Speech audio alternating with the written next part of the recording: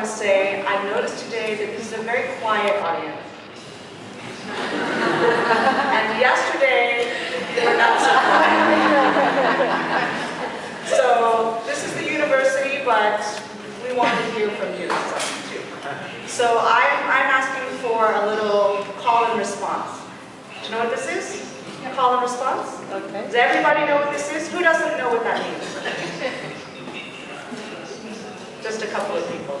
We use this term in the United States, in black communities in particular. But it's been taken, like almost everything from black communities, and used by many other communities. It's, if I speak, then you also respond. You can say something nice, or you can say something not so nice. You can tell me if you agree, you can tell me if you disagree. We like this way of participating. It comes from the church where it wasn't always so mean, but then it moved other places.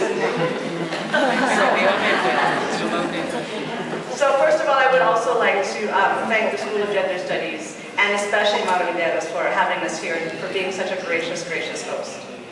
There are many other people, Ochi of course, and many other people whom we've met since we've arrived.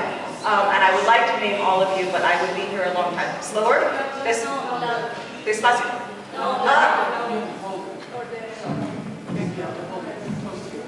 I like what I call in the United States the Janet Jackson mic. Do you know this? It's on your head. You can walk around and dance with it.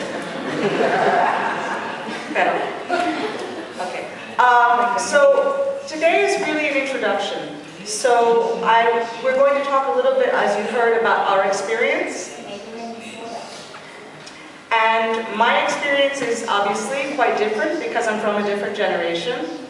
I have actually never been to jail. And I thought this morning that that record might be broken because we were stopped on the way here by the police.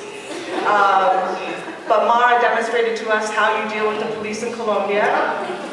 She took down all of their numbers on the pad. We do this at home too. We ask for the bad number. So I still can say I've never been to jail. Aside from my family, where I of course learned black feminism, but not with the name. I learned black feminism in the university when I arrived. And I learned it by necessity, because you are living black feminism as you struggle to exist in these places where you have not existed previously, or people like you have not existed previously. And at the same time, I was searching for languages that could explain the experience I was having. And this is, of course, the story many of you will recognize about black feminism. It is almost always defined as being experience-based. That is, the center of the theory is based on the notion of experience. But I want to begin with that because in this generation, that is also a controversial notion. More and more of our feminist theory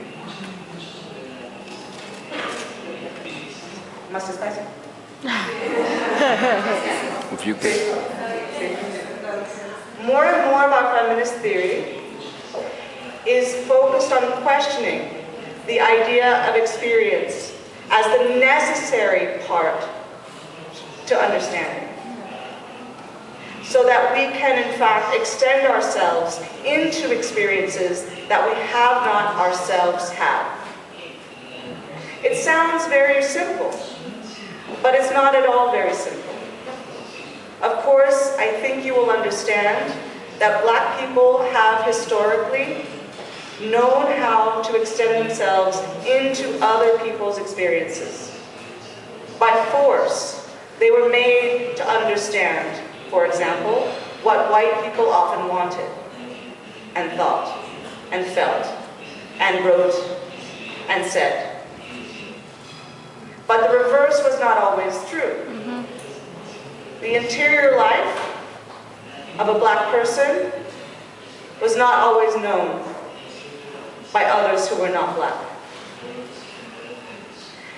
We also need to embrace the radical possibility that in some ways we are also alienated from our own experiences.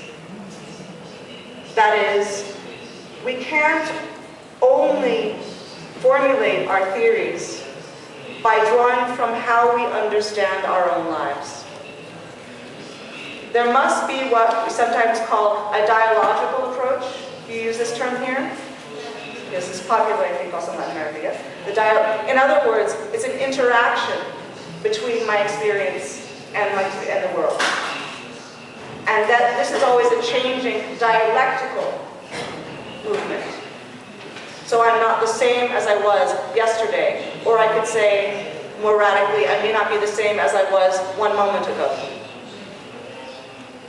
These are ways that the terrain of Black feminism is not so much expanding, but being complicated in the languages we use to describe it.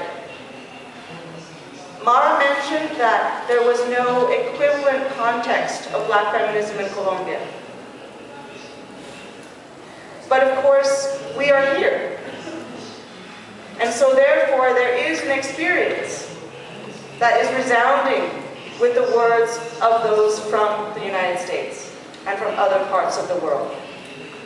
There may not be as extensive a tradition of writing and documenting those experiences, but nonetheless, we know those experiences exist. So we build from that. But we can't be too precious with our own stories. Do you know what I mean by that? Okay. See, that's call and response. I like that. One of the classic statements from feminism is the notion that the personal is political, right? But very often, that phrase can be taken to excuse a kind of self-indulgence, an overly self-involved kind of feminist engagement that is concerned with always telling one's own stories. And this is very difficult when we're trying to deal with an intersectional framework, where we're always trying to perceive the horizon. Not so much the oppression that we know already how to talk about, but those oppressions that we are just coming to understand and be able to articulate. So the personal is political can be something that's very important in allowing certain people to come to voice in the public, but it can also mask other experiences of domination or practices of domination. And we have to be sensible to both.